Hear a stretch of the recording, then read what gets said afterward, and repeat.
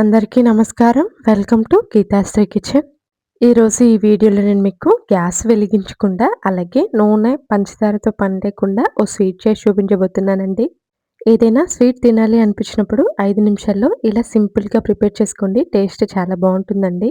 అలాగే ఇంటికి ఎవరైనా చుట్టాలొచ్చినప్పుడు ఈ ఇన్‌స్టంట్ స్వీట్‌ని ట్రై చేయండి. చాలా బావుంటుందండి. నేను చెప్పాల్సిన అవసరం లేదు. ఈ టెక్స్చర్ చూస్తే మీకే అర్థమైపోతుంది ఇది ఎంత సాఫ్ట్‌గా ఉందో. నోట్లో వేసుకుంటే వెన్నలా కరిగిపోతుందండి. లేట్ చేయకుండా వీడియోలోకెళ్ళిపోదాం. వీడియో చూసే ముందు ఒక లైక్ చేయండి ప్లీజ్. ముందుగా ఒక కప్పు వరకి పుట్నాల పప్పును తీసుకోవాలండి. ఇప్పుడు ఈ పుట్నాల పప్పుని ఒక మిక్సీ జార్‌లోకి వేసుకోవాలి. పుట్నాల పప్పును మొత్తం ఈ విధంగా వేసుకున్న తర్వాత ఇప్పుడు ఇందులోకి ఓ 10-12 వరకి పిస్తా పప్పును వేసుకోవాలండి. ఈ పిస్తా పప్పు మీ దగ్గర ఉంటే వేసుకోండి. లేదంటే స్కిప్ చేసేయండి. అలాగే 10-12 వరకి జీడిపప్పులు వేసుకోవాలండి. నార్మల్‌గా పుట్నాల పప్పే కాకుండా ఇలా కొన్ని డ్రై ఫ్రూట్స్ వేసుకున్నామంటే టేస్ట్ చాలా బావుంటుందండి. ఇప్పుడు వీటిని ఇక్కడ నేను చూపిస్తున్న విధంగా మెత్తగా పొడి చేసి తీసుకోవాలండి. ఇప్పుడు ఒక ప్లేట్ తీసుకొని అందులోకి జల్లెడని పెట్టేసి ఈ విధంగా జల్లించి తీసుకోవాలండి.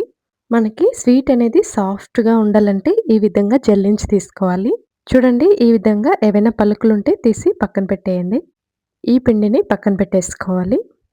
ఇప్పుడు పుట్నాల పప్పు తీసుకున్న కప్పుతోనే అరకప్పు వరకి బెల్లాన్ని మిక్సీ జార్‌లోకి వేసుకోవాలండి. ఈ స్వీట్‌ని మనం బెల్లంతో ప్రిపేర్ చేస్తున్నాం కాబట్టి హెల్తీ కూడా అండి. బెల్లం మొత్తం అంతా కూడా ఈ విధంగా మెత్తగా మిక్సీ పట్టి తీసుకోవాలండి.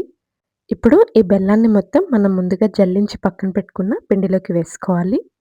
అంతా కూడా ఈ విధంగా వేసుకున్న తర్వాత ఇప్పుడు ఈ పిండి మొత్తం బెల్లంలో కలిసే విధంగా బాగా కలుపుకోవాలండి.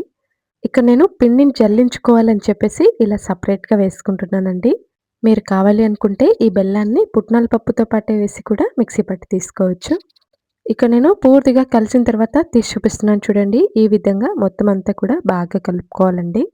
ఈ విధంగా మొత్తం అంతా కూడా కలుపుకున్న తర్వాత ఇప్పుడు ఇందులోకి 2 టేబుల్ స్పూన్ల వరకి నెయ్యిని వేసుకోవాలండి. ఇందులోకి నెయ్యి ఫ్లేవర్ చాలా బావుంటుందండి.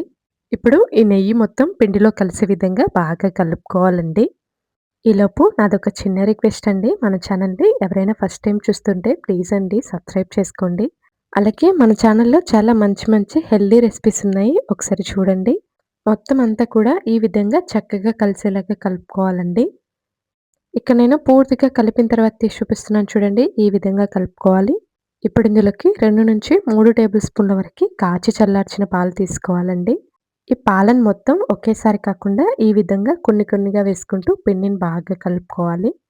ఈ స్వీట్‌లోకి పాలు వేస్తున్నాం కాబట్టి చాలా టేస్టీగా ఉంటుందండి.